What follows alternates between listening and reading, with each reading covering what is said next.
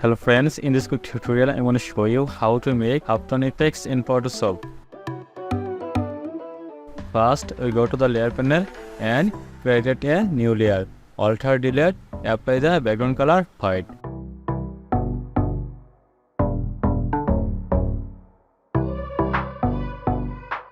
Select the brush tool from the toolbar and make a smooth brush. And hardness 15.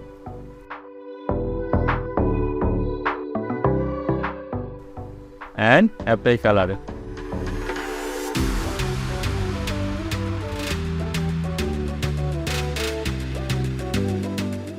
Go to the filter menu, click on the pixelate to halftone.